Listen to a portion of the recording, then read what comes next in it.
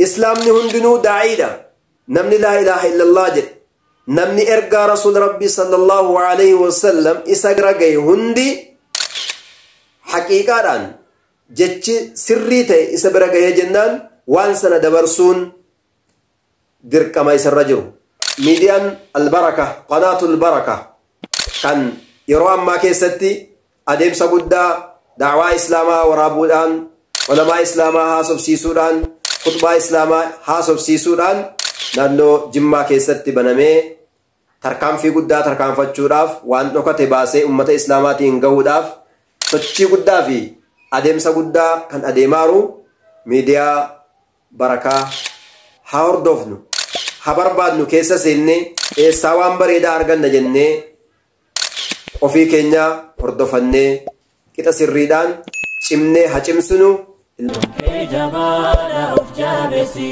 karoora haaraa baasii milkeessi waan har'aa hojjuu yerootiin kennin har'uma hojjaadhuuti xumurii har'a kaaruusi kayyoosi duraa dhabbii milkeessi.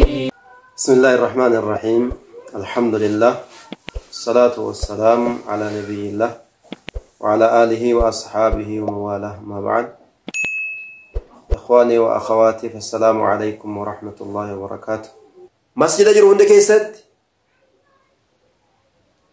بكا والقهي جرون دكيست بكا ولدت جفين في جرمي إسلاما كيستي والدن داني ديمون درقما والهادن دينيو والدندو درو فدن دينيو أفما دندارا نمتكو والقبان جرو نمتكين نفسين كين يقول لما اتباتي سديب اتباتي أفر اتباتي شن اتباتي واللانسو والقبان جرتو غافا وانا متمرتيسنو نكون أكام أكام أفدن دينيرا أفتها ديبنو إرقس بودا ولدها ديبنو هنجرو حجرانو قرآن التهديبنو برنوتا علمي برنوتا الشريعات التهديبنو افتفتشوك السحبانو والتفتشوك السحبانو بكا وليهاغونو بكا وليتهاغونو همالن دامين بيكان كينيا هكبجمو بكا يروت بيكان كينيا هجالتمو هول فيفتمو بيكانيس كبجو فيها كاو بكا إسام ملي يدابتي بكا إسان تاني في بكا إسان مزني يدابتي فالذي قام في غير مقامه باع دينه بغير عوض خسارة غرغرتي ديني سا نمني بكا سامل الأبتي يروهن دا ديني سا غتي تكو مالي غرغرتي كناف هندنا ما لكل مقال الرجال جتشون دافو نما سجد تجرى ولكل ميدار هند بكيتيف نما تتبت تجرى ولكل شيء هند وهيتيفو سببات تجرى كالتي كأني أمير بكجر هندتو أميران بلي الإمام راع رسول ربي عليه الصلاة والسلام إمام دانيارا أميرا أبامنا هاتمنا إجولين خادمين غره الدوران دانيما كان رسول ربي عليه الصلاة والسلام فجاسنيرو كناف فالإسلام كلهم إسلام نهندنو داعيدا نمني لا إله إلا الله جد نمني إرقى رسول ربي صلى الله عليه وسلم إسا برقي هندي حقيقة ران جتش سريته إسا برقي جنان وانسنا دبرسون درك ما يسرجرو رسول كيني عليه الصلاة والسلام بلغوا عني ولو آية نراك قبسيسا نراك إنسان متي أتما آية كل بيتني يجو سانيت آية تكو فهمتني حقيقة سابينان وان سنة تكتما بيتن سنقوف اتندبالنا كناف وبليتي إسلاما وبليين إسلاما هندنو بكا جرد of haa barbaannu of haa kabajnu nuti of tuffachuu wal tuffachuu keessaa habaanu diinitti bakka hagoonu mataa keenyatti bakka hagoonu bakka jirru hundattuu ittihaanni keenya tokkummaan keenya bifti ittiin argamu nama aybeessuu dura aybii ofii barbaadu nama tuffachuu dura ammaali annama jedhanii namummaa ofii ofitti himuu bifa kanaan gara hundaanuu ijoolleen keenya bakka adda addaa jiranu warri rabbi jara laaffisee jennaan diinii khaddamuudhaaf miidiyaa banatanii bakka adda addaa irraa ergaa dabarsaaranu baay'eetu jiru garuu jaraafis wanti dhaamamu jira alqanaat miidiyaa jechuun diigaadhas ijaaraadhas bareechaadhas balleessaadhas nyaachisaadhas nyaataadhas fageessaadhas dhiheessaadhas miidiyaan billaa qara lamaati namni of eeggate namni fuuldura isaa quraanaaf hadiisa kaa'ate namni sodaa rabbiidhaa yeroo hunda rabbiin sodaatee ikhlaasaan rabbiin eeggatee muraaqabatullah rabbiin eeggatee inna rabbaka labilmirsaad isa rabbi jedhe san rabbiin kan keessi qeexaara ansin qeexaara isa rabbi jedhe san ofirratti yaadatee namni itti fayyadame miidiyaan yeroo ammaa seefii ajaa'ibaa qabsoon nama hundaa miidiyaadhaan kan ta'e hawaasa dhiisaati namni dhuunfaa miidiyaa banatee biyya tokko diiguudhaaf biyya tokko ijaaruudhaaf waan ajaa'ibaa godhaara jechuudha. Kanaaf xiyyeeffannaan miidiyaas barbaachisaadha. Namni hundi miidiyaa hordofuu qaba. Miidiyaa hordofuu qaba yeroo jennu filachuu qaba. Filatee hordofuu qaba. Isa kami? Milkiin kan koo isa kam keessa jira? Miidiyaan hundi faayidaan qabu. Miidiyaan hundi kasaaraan qabu. Garuu keessaa immoo isa kamtu na fayyada? Isa kamtu aqiidaa sayyaa nama barsiisa? Isa kamtu ibaadaa nama barsiisa? Isa kamtu rabbiin wal nu barsiisa? Isa kamtu immoo rabbiin wal nu lolchiisa jedhanii adda baafatanii hordofanii ergaa islaamaa irraa fudhachuun barbaachisaadha. Kanaaf kun miidiyaa kana qixa sirriitti yoo itti fayyadamne asbaaba ittiin ilmi namaa addunyaa irra jiru bifa tokko afaan tokko adeemsa tokko adeemee afaan tokko haasa'ee diinii kana bakkaan gaachuudhaaf billaan guddaan seefiin guddaan nu harka jiru miidiyaadha jechuudha.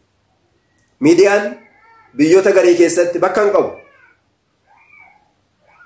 Biyyoota garii keessatti immoo bakka qabaateeti haala silaa hin barbaadamneef waan hin barbaadamne hojjetaara. Kanaaf nutis tokko taanee miidiyaa mataa keenyaa bakka jirrutti banannee bakka keessaan ittiin ummata islaamaa quunnamnu miidiyaa kan biraas filannee isa keenyaaf kan biraa wal quunnamsiifnee haala ittiin ergaan rabbiidhaa ummata bira ga'uu fi qalbii keenya bira ga'uuf maatii keenya bira ga'u hojjechuun dirqama barbaachisaadha. Kanaaf rabbi subhaanahu wa ta'aalaa yeroo waamicha kana waamu واعتصموا بحبل الله جميعا ولا تفرقوا يروجدوا نما هندا بكاف ولالا قباتا دبا اسداعي اسبرسيسا في برتا هند ولالجس كنافو توحيد الكلمه جچكenya tokko ta'uun barbaachisaadha gara hundaanu isa miidiyaatti fayyadamu ta'u isa walitti dhufanii wal ijaaruu ta'u of ijaaruu ta'u diinii kana khaddamu ta'u namni tokko tokkuma kophaa waa bakka hin ga'u walitti haa dhufnu wajjiniin haa mari'annu bakka jirrutti wal tuffachuu dhiifnee sheekii naannoo jiru wajjin aalima naannoo jiru wajjin daa'ii naannoo jiru wajjin walitti dhufnee abaduukoo jennee nafsiyyaa keessaa baanee walitti deebinee ofitti deebinee waliin taane tabba qabsoo eegallee insha Allah bilisummaa akka argannuuf jabaachuu qabna. Nu kubbaa ta'uu qabnu. Kubbaan yeroo laalan tokko fakkaatti, jabduu fakkaatti, yeroo namni irratti wal ga'u waan cimaa fakkaata. Garuu ijoolleenis ni dhiitti, namni guddaanis ni dhiita, dubartiinis ni dhiitti, jaynis ni dhiita, lubnis ni dhiita, beekaaf wallaalaa dhiita. Maaliif jennaan keessa sii duwwaadha jedhan. Keessa siitu duwwaadha. Keessa sii duwwaadha. Keessi keenya duwwaan ta'ina dara. Keessi keenya waa qabaatu. Of keessatti waa qabaannu. Iccitiin islaamaa bakka jirutti haa eegamu. Iccitiidhaan waa hojjennu. Dhoksaadhaan islaamaaf waa hundeessinu bakka jirrutti ashaaraa keenya haa kaa'annu. Khaasatan ta'aliimul Qur'aan.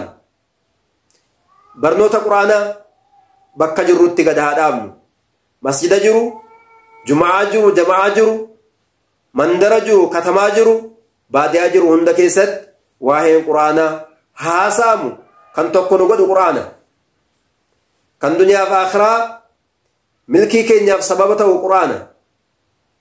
Kana sababeeffannee walitti dhufnee cimnee haa hojjennu. Insha Allahu ta'ala miidiyaan yeroo ammaa banamee guddina irra jiru baay'eetu jira. Kan akka miidiyaa Barakaa, Hayaatul Muslim yoo Rabbi jedhe suutaan tarkaanfiidhaan barnoota guddaa jiruun muslimaa isa tokkummaa laalchisee, isa da'waa laalchisee, isa barnootaa laalchisee, isa diiniif duniyaa ilaalchisee, isa jiruuf jireenyaa ilaalchisee yoo Rabbi fedhe akka irratti isinii dhiheessinuuf amma duras jammarree turre. Insha Allah akkasuma miidiyaan Albaraka, Qanaatul Baraka kan yeroo ammaa keessatti adeemsa guddaa da'waa islaamaa waraabuudhaan, ulamaa islaamaa haasofsiisuudhaan, khutbaa islaamaa haasofsiisuudhaan naannoo Jimmaa keessatti banamee tarkaanfii guddaa tarkaanfachuudhaaf waan dhokate baasee ummata islaamaatiin gahuudhaaf sochii guddaa fi adeemsa guddaa kan adeemaaru miidiyaa Barakaa haa hordofnu, haa barbaadnu. Keessa seennee eessaa waan bareedaa arganna jennee ofii keenya hordofannee qixa sirriidhaan cimnee haa cimsinu. Ilmaan keenya, hawaasa keenya daandii gaariirra keenyee wajjin akka milkoofnu jechaa insha Allah sagantaa itti aanuun hamma walitti deebinutti warra waan dhaga'een fayyadamu Rabbi nu haa taasisu. Wa ilaa liqaa'in jadiid. Wassalaamu alaykum wa rahmatullahi wa barakaatuh.